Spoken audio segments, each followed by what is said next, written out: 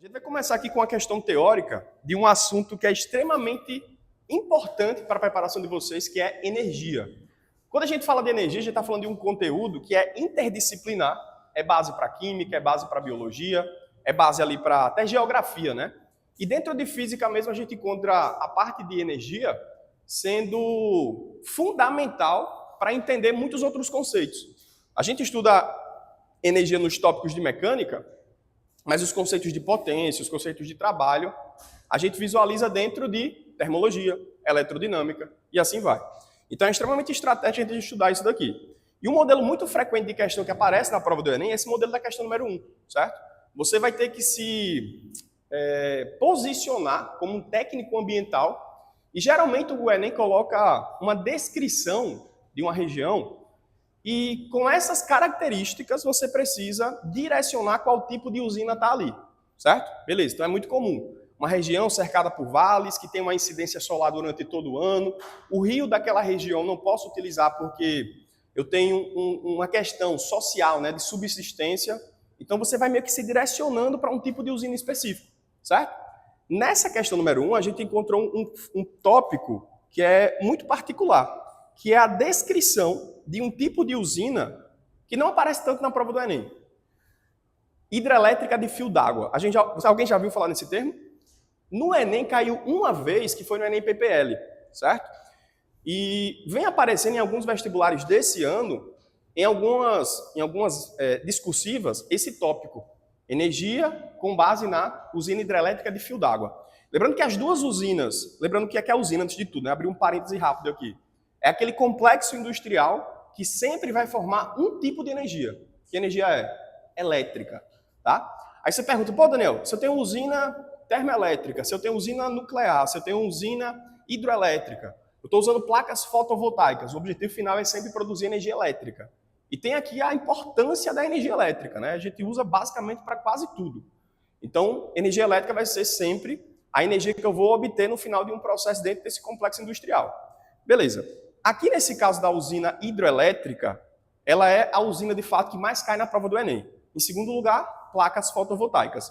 Então perceba que as duas questões que eu trouxe, uma de hidrelétrica, outra de placa fotovoltaica para a gente dominar esse conteúdo. Aí vamos lá, aumentando o repertório aqui nessa questão número 1. Ela fala o seguinte, olha só.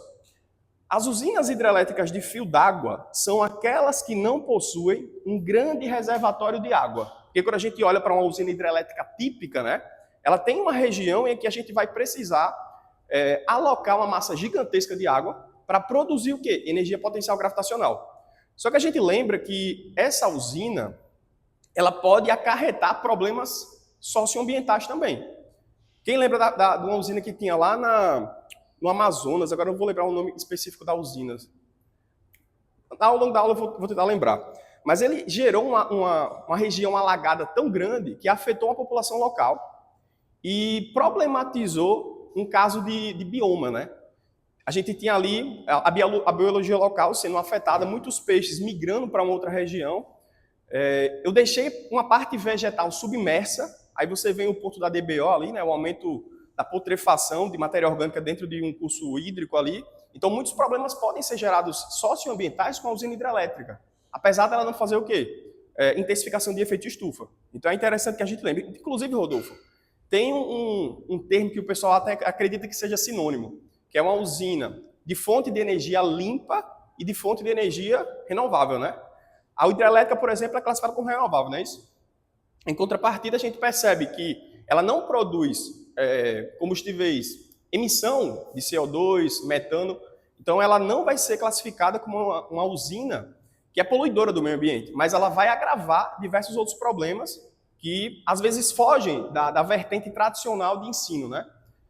A gente até pode levar para um outro ponto, que é o caso das usinas que usam aerogeradores. Muita gente pensa que não tem problema algum ali, né?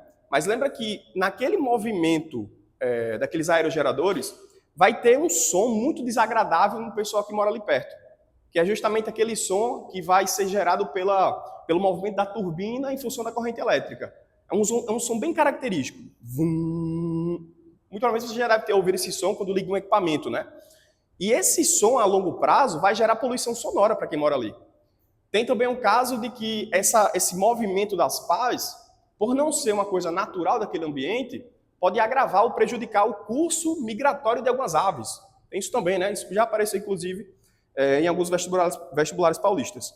Aí ele continua. Ao invés de acumular água em uma barragem, essas usinas aproveitam o volume constante e a correnteza do rio, o que as torna menos invasivas ao meio ambiente. Aí ele fala, é interessante optar pela construção de uma usina a fio d'água significa escolher não manter um grande estoque de água, mas sim depender do fluxo contínuo do rio. Então a gente já conseguiu pegar algumas informações só nesse texto descritivo que eu consegui descrever aqui o que é mais importante em uma prova, certo? Vamos lembrar, usina hidrelétrica de acumulação, certo? É aquela que a gente usa, por exemplo, lá em Itaipu. A gente armazena uma massa d'água, a gente pega um tipo de energia potencial gravitacional, certo? E essa energia no final vai se transformar em elétrica. Já uma usina de fio d'água, ela vai utilizar não uma acumulação, mas vai utilizar a vazão de água daquele rio para mover essa turbina. Inclusive, é super interessante que vocês lembrem desse mecanismo aqui, ó, certo? O processo natural de geração de energia, o natural que acontece, né? Eu não vou considerar um caso fora do comum, que é o caso das placas fotovoltaicas. Eu vou utilizar aquele caso em que existe indução eletromagnética, que é a movimentação de um espira ali, naquela coisa toda. E a gente tem, antes de tudo, olha só, vapor de água. Onde é que a gente vai ter vapor de água base? Usina termoelétrica, concorda? Eu vou aquecer ali uma massa de água e aquele combustível que foi utilizado como fonte inicial vai mover uma turbina. Vamos lá, fluxo de vento. Eu tenho uma usina com aerogeradores. Eu vou pegar esse fluxo de vento e vou mover uma turbina. Eu estou girando sempre essa turbina. Vazão hídrica na hidrelétrica. Eu tenho uma movimentação de água, uma vazão de água que vai mover uma turbina. Então, o processo convencional de usinas, a gente usa justamente essa vazão, seja de água, seja de vento, seja de vapor, para mover essa turbina. E essa turbina está acoplada no mesmo eixo a um gerador.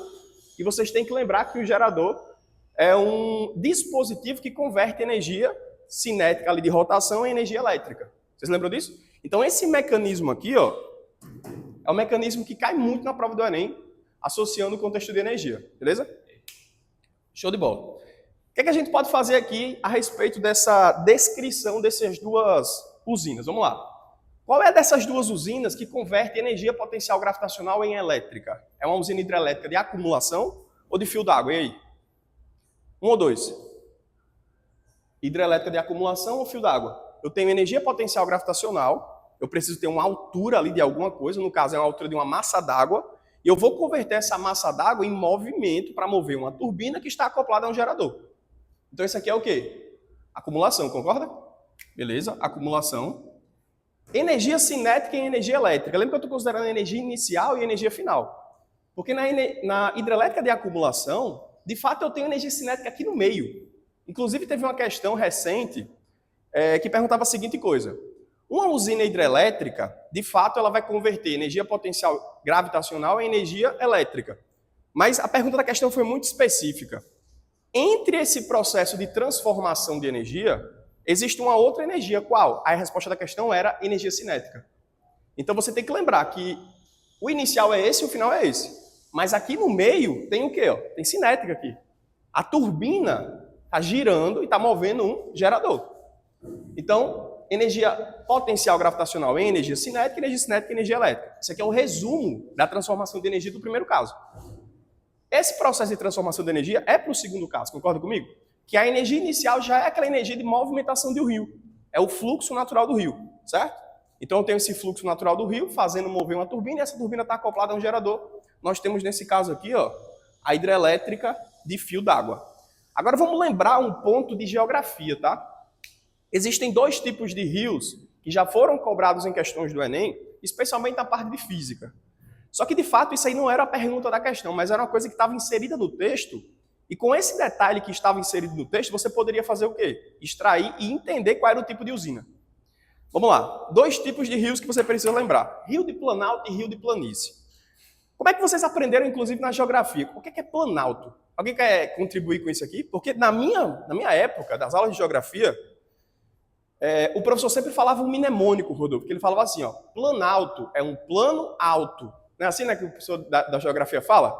E quando eu lembro de um plano que está alto, eu estou usando aqui a altura, olha só.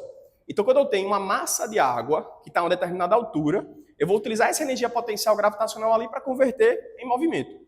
Vamos lá. Rio de Planalto é um rio que tem desvios altimétricos. Concorda comigo? Rio de planície. Para você, rio de planície é uma coisa mais nivelada, concorda comigo? Aí, geralmente, nas questões de física e também de geografia, eles colocam duas classificações. Um rio que é navegável e um rio que tem potencial energético. Certo? Para vocês não esquecerem. Alguém já viu aqui navio subir rampa? Navio sobe rampa? Então, o navio vai estar no Rio de Planalto? Os rios navegáveis são rios de planície, certo? E o outro que a gente já percebeu aqui, que é um rio de potencial navegável, tem que ser qual tipo? De plano alto, certo? Que tem variação altimétrica, diferença de potencial gravitacional. Então, o rio de planície é um rio navegável. E o rio navegável é um rio que não tem acumulação. Então, a gente vai colocar aqui que o rio de planície é justamente o rio para a gente instalar uma hidrelétrica de fio d'água. Beleza? E quando a gente tem um rio de planalto, eu tenho um plano alto, eu tenho uma variação altimétrica, diferença de potencial gravitacional, eu tenho isso aqui. Alguém ficou com dúvida nesse ponto? Porque lembra, isso aqui é aumento de repertório, tá? A gente está aumentando o vocabulário de vocês não para isso ser uma resposta de uma alternativa, mas vocês encontrarem esse termo no texto e ali já posicionar você num lugar. Beleza? Ah, Adriano, me encontrei aqui. Está falando sobre planície. Planície é um rio naturalmente navegável. Eu não vou ter potencial energético de acumulação, mas de fio d'água faz sentido. Não gera alagamento. Qual usina seria essa? Que não gera alagamento? Fio d'água, né? Dependência climática. Pô, que danada é a dependência climática? É você ficar produzindo energia em função de uma intempérie do ambiente. Quando a gente tem uma acumulação de energia, melhor, uma acumulação de água, eu posso, em momentos de seca, pegar a minha água que está represada. Inclusive lá em Itaipu o pessoal fala, está no momento de seca, vamos abrir as comportas de reserva. Eles falam sempre isso. Então aqui, ó, quando a gente tem dependência climática, eu estou falando da dependência desse rio aqui, certo? Então, dependência climática seria justamente aqui a hidrelétrica de fio d'água. Aí outro ponto, microprodução de energia. Eu estou citando aqui uma hidrelétrica que ela geralmente é utilizada em casos onde eu não preciso produzir tanta energia assim. Vamos lá, Itaipu. Eu preciso produzir energia para diversos estados do Brasil. Se eu quiser fazer uma usina pequena aqui de fio d'água, ali no rio que passa atrás da minha casa, eu estou querendo alimentar apenas a comunidade local. Então, quando eu falo de microgeração de energia, eu estou citando quem? Essa hidrelétrica de menor porte de produção. Beleza? Microprodução de energia, hidrelétrica de fio d'água também.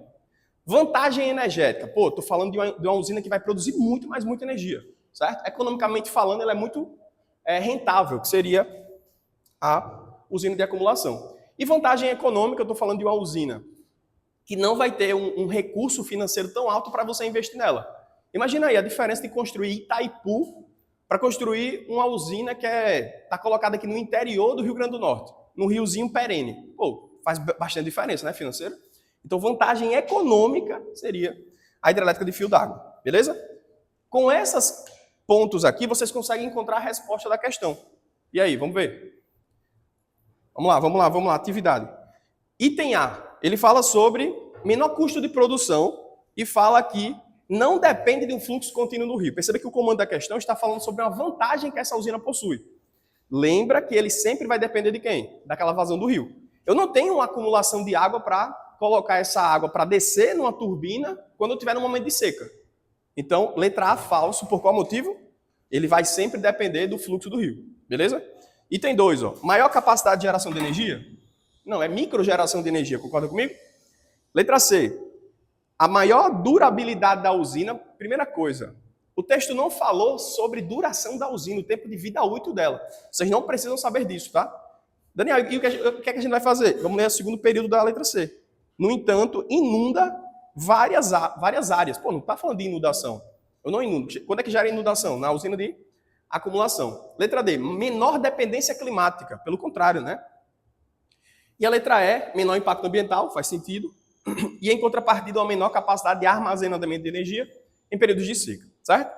Essa questão aí a gente teve o cuidado de criar do zero, para que todos os elementos das alternativas tivessem no seu momento de revisão. Beleza? Então, essa